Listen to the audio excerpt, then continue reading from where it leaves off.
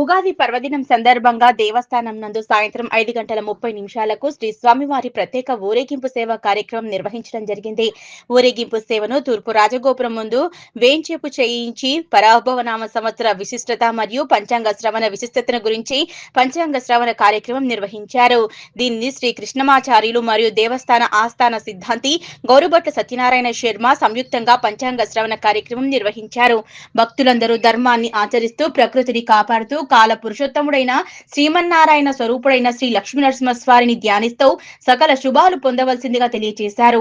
శ్రీ స్వామివారిని అర్చిస్తూ ఆరాధించిన ఎడల మనలోని అరిషడ్వర్గాలను జయింపజేస్తూ గృహ గ్రహ ఇతి బాధల నుంచి మనల్ని స్వామి రక్షిస్తారన్నారు. ఈ కార్యక్రమంలో దేవస్థాన కార్యనిర్వహణ అధికారి భవానీ శంకర్, అనువంశిక ధర్మకర్త భాస్కర్, నరసింహమూర్తి, దేవస్థాన ప్రధాన అర్చకులు కాండూరి వెంకటాచార్యులు తదితరులు పాల్గొన్నారు.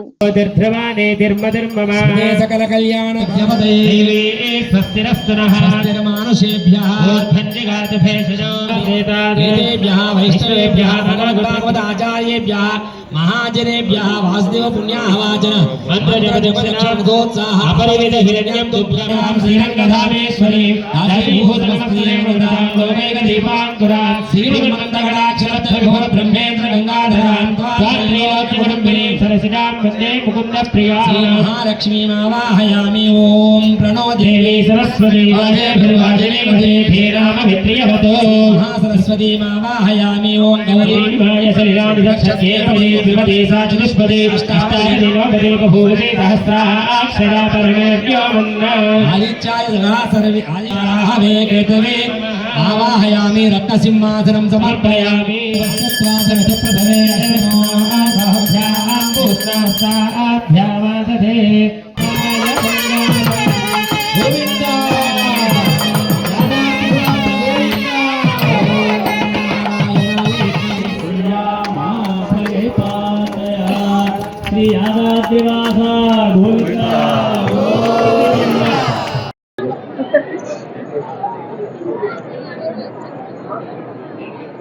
మంగళం నరసింహాయ మంగళం గుణసింధవే మంగళానాం నివాసాయ యాదాద్రీశాయ మంగళం.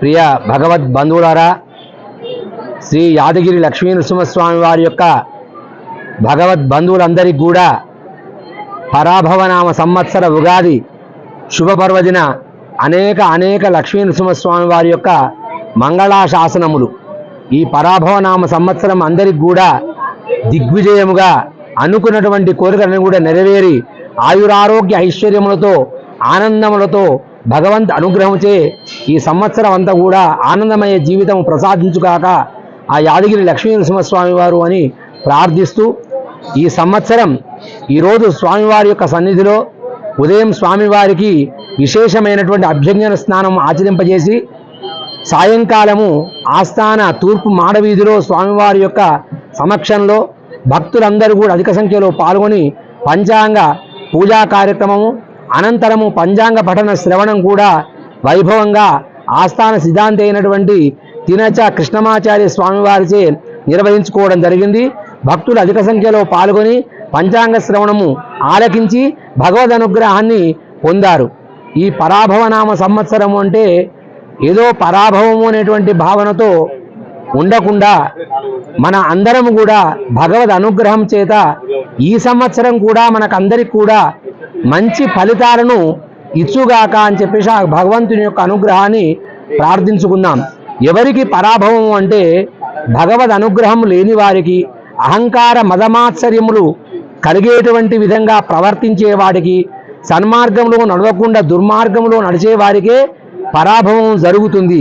దానికి ఏమిటయ్యా అంటే, రామాయణంలో ఆంజనేయ స్వామి వారు లంకకు వెళ్ళినప్పుడు సీతామ్మవారిని చూసి తదుపరి ఒకసారి వెళ్ళి రావణ సభాభవనాన్ని చూసి వస్తానని వెళ్ళి రాముని ముందు తన యొక్క వాలమునే ఒక సింహాసనంగా చేసుకొని, చూడు నేనే వచ్చేసి నీ ముందు నీకంటే సింహాసనం కంటే అధికమైనటువంటి ఎత్తులో కూర్చున్నాను చూయించేసి ఆ లంకను మొత్తం కూడా దహింపచేసి అమ్మవారి అనుగ్రహాన్ని పొంది రామునికి చూడమని ప్రదానం చేశాడు. దీనికి ఏంటయ్యా అంటే, రాముడు బ్రహ్మపుత్రుడైనటువంటి బ్రహ్మ అనుగ్రహంచే ఉన్నటువంటి వాడు అయినా కానీ అహంకారం అనేటువంటిది పనికిరాదు. అలాగే స్త్రీలోలత్వం పనికిరాదు. ఎవరిని మోసం చేయడం పనికిరాదు. అలాంటి వారికి ఎంత చదువుకున్నా, ఎంత ద్రవ్యం ఉన్నా, ఎంత ధనం ఉన్నా పరాభవం అనేటువంటి కలుగుతుందని చెప్ప